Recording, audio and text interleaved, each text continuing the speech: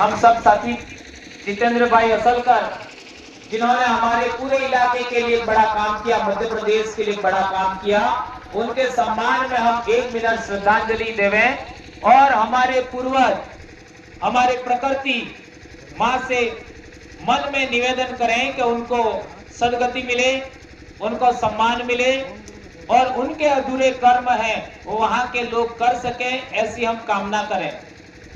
आप आंखें बंद करें।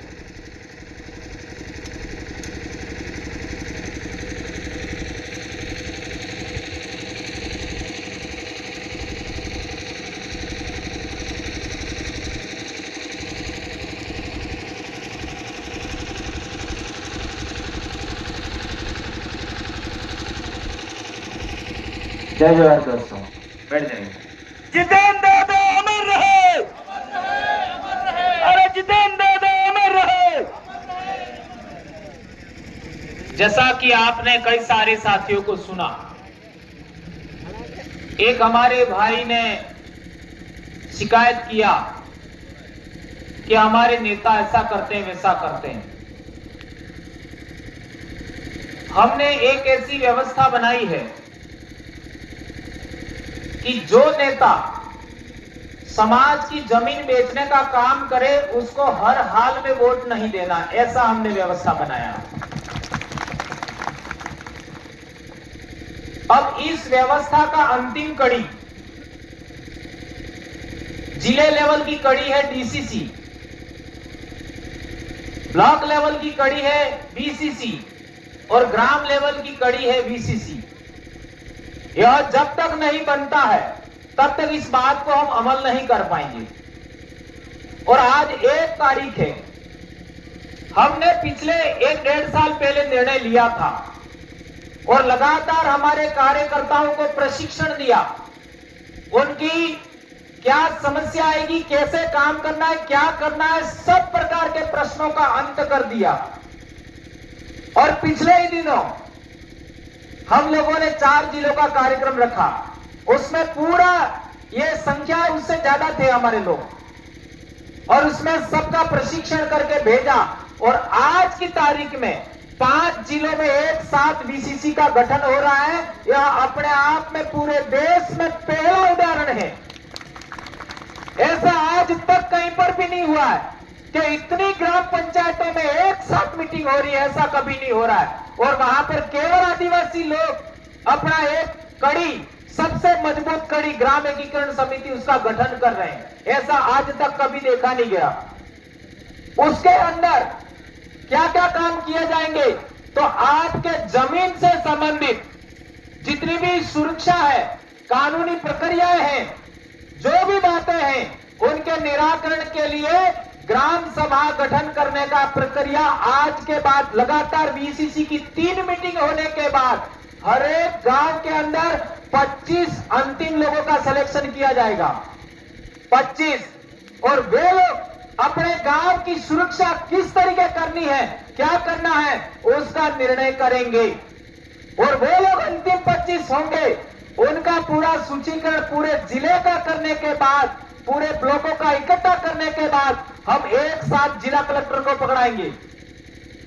और इसी बीसीसी के जो 25-25 साथी हैं, उनके दिशा निर्देश में उस गांव के अंदर जो स्कूल चल रही है, उस स्कूल में कोई किसी प्रकार का कोई कमी खामी है तो उस पर बात होगी।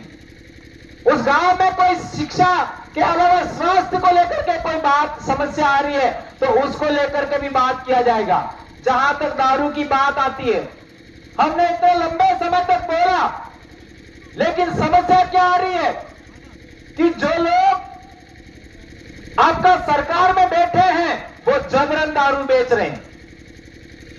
क्या ये बात सही है? बिल्कुल सही है दादा। हमारे इलाके में संत गोविंद गुरु महाराज, संत सुरमाल महाराज और कई सारे संत बड़े बड़े हुए, जिनका एक बड़ा योगदान है समाज को जोड़ने में, और उनके बहुत सारे भगत लोग हैं आज की तारीख में। लेकिन यदि वो भगत परंपरा आगे बढ़ती तो आज हमारे इलाके में दारू की दुकानें नहीं खुलती।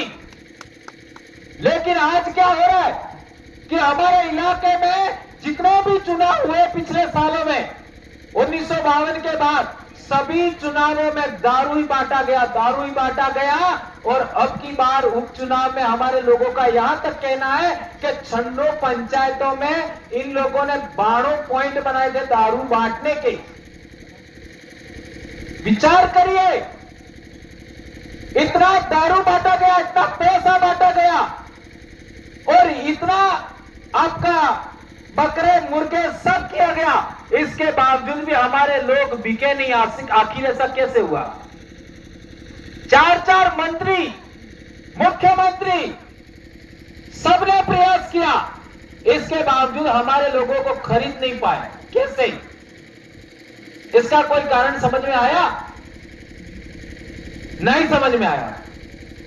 आपके यहां तो अनुशासनहीनता था इतना बड़ा बोलबाला है जिसकी कल्पना नहीं कर सकते। कोई भी व्यक्ति कितना भी अच्छी बात कहे, उसके विरोधी लोग हमेशा यहां खड़े मिलेंगे। कौन काम करेगा? अरे सुनिए, समझिए और दूसरे को भी सुनिए, दूसरे को भी समझिए, जो राय बनेगी वो करना है। आपके यहां तो लोग एक बार समाज का लाभ लेकर के आगे बढ़ जाते हैं, फिर पीछे मुड़ करके समाज को कभी देखते ही नहीं है। ऐसे तो लोग हैं आप लोगों ने जाजम से भेजे। कैसे काम होगा?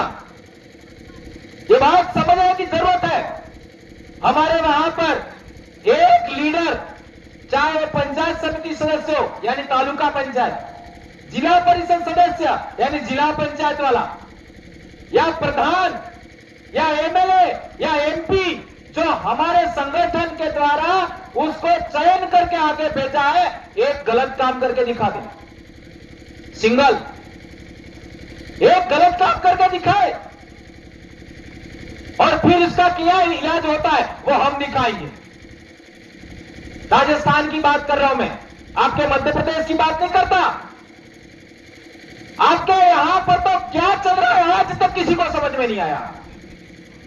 इतना मेहनत हम लोगों ने झाबुआ और रतलाम में किया, उतना तो खरगोन साइड किया होता, गोंडवाना में किया होता तो परिवर्तन आ गया होता। कितने प्रशिक्षण लिए, कितना कार्यक्रम, चिंतन शिविर आयोजित किए। 2016 से हम यहां पर काम कर रहे हैं। रिजल्ट क्या है? आप लोग अभी तक एक संगठन, एक ढांचे में बंधे नहीं। गलती किसकी है? और आदिवासी होकर आदिवासी को ही कोसना। कौन दुश्मन है हमारे समाज का, उसकी बात नहीं करना। हवाई बात कर देते हो, इससे कोई लाभ नहीं होना। हजारों अनपढ़ लोग, अशिक्षित लोग, कानून की समझ नहीं रखते हैं, वे लोग जेल में चले जाएंगे। कोई लाभ नहीं होने वाला है। इसलिए मेरा कहना है, आपको लोकतंत्र संविधान के दायरे में रहते हुए समाज की एकता कायम करो। कोई जमीन नहीं जाएगी आपकी। लेकिन आप कहोगे कि आपने लोन ले लिया, लोन भरने की जरूरत नहीं है, इससे अव्यवस्था ही फैलेगी। इस बात को अच्छे तरीके से समझना होगा। पहली बात तो लोन लेते क्यों? क्या जरूरत है? हम समस्या पैदा होने से रोकना चाहते हैं, यह हमारा काम है। समस्या पैदा ही ना हो, इसका काम हमें करना है। क्या जरूरत है लोन लेने की, बताओ मेरे को। शादी के खर्चे कम करिए, शादी का खर्चा कम करोगे, आपका लोन लेने की आवश्यकता नहीं पड़ेगी। हमारे पूर्वजों को देख लीजिए, हमारे पूर्वजों ने किसी के घर खाना खाने के लिए नहीं गए, किसी के पास पैसा मांगने नहीं गए, किसी के घर खेती बाड़ी करने नहीं गए, किसी का घर बनाने नहीं गए, किसी का तालाब बनाने नहीं गए, किसी का महल बनाने नहीं गए, तो इतना हजारों साल जिंदा रहे।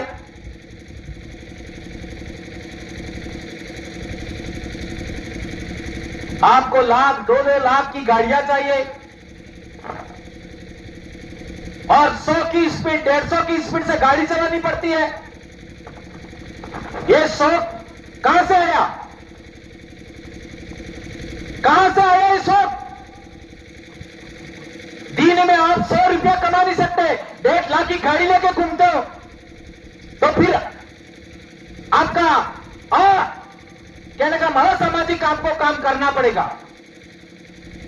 फिर आप फंसोगे, पुलिस पकड़ेगी, फलना पकड़ेगा, देखना पकड़ेगा।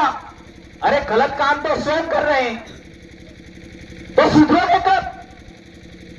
ये बातें बहुत पहले मैंने कही थी हमारे इलाके में। आज बहुत बड़ा परिवर्तन हो गया। आज जो राइडिंग करने वाले लड़के हैं वो लोग भी आज हमारे साथ में आ रहे हैं। पिछले 2 दिन पहले ये जो लड़के राइडिंग करने वाले, मोटरसाइकिल चलाने वाले, उनके 2 बड़े लीडर मेरे पास आए थे और कम से कम उनके साथ 15 के 1000 के आसपास लड़के 3 जिलों में, वो सारे संगठन में अभी मर्ज हो रहे हैं। ये बहुत बड़ा परिवर्तन है। उन्होंने सब करके देख लिया। कोई चोरी हो गई, भले चोरी नहीं किया, पकड़ा, पुलिस ने ऐसा पीटा, 15 दिन वो खाट में पड़े रहे बगैर कुछ किए। अब ठिकाने आ रहे हैं, तो ऐसा ही आपके इलाके में भी ठिकाने आएंगे। मैं आज साफ कह देना चाहता हूं, मुझे कोई आपत्ति नहीं इस पर, जो अनुशासन में नहीं रहेंगी। और जिन लोगों को दिन को दारू पीना है और अनुशासन में नहीं रहना है, आदिवासी परिवार की जाजम पर दोबारा मत आइएगा। साफ कह देना चाहता हूं मैं, या मुझे मत बोलो। तुम्हें सुधरना नहीं है, तुम्हें समझना नहीं है, तुम्हें अनुशासन में नहीं रहना है, मुझे कोई जरूरत नहीं है, मुझे भी मत बुलाइए। आप मर्जी है वैसे करो, कोई आपत्ति नहीं है। इंसान है, इंसान की तरह रहना होगा। आप लोग तो आज तक संगठन क्या होता है उसको समझ नहीं पाए। जो लोग आपके नाम का संगठन बना करके, एकता बना करके, लेटरबाजी कर करके सरकार वाले लोगों से पैसा लेते हैं, उनके तो संगठन में पड़े हुए हो। सही कह रहे हो, गलत कह रहे हो? आप लोग अपने समाज का इतना बड़ा संगठन खड़ा हुआ, आज पूरे देश में इसकी डिमांड है। क्या किया आपने? क्या विद्यार्थी मोर्चा आपने बनाया? अभी पिछले दिनों बनाया, उसका भी आज तक आप सपोर्ट नहीं कर रहे हो।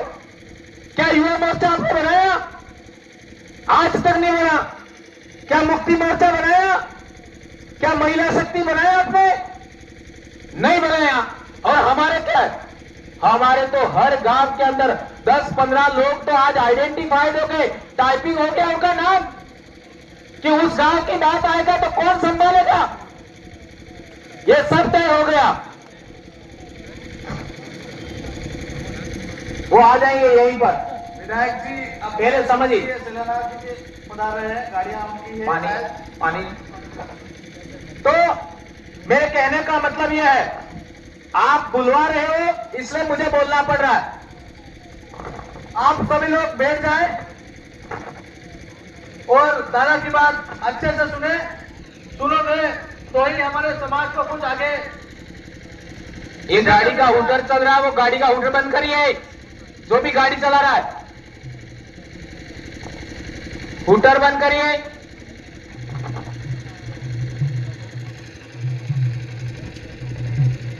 दो साथी जाओ, उनको लेके आ जाओ। साथियों, दादा का उद्बोधन चल रहा है, शांति बनाए रखें। 2 साथी जाओ, सीनियर साथी। ये ढोल धमाका थोड़ा बंद करवाओ।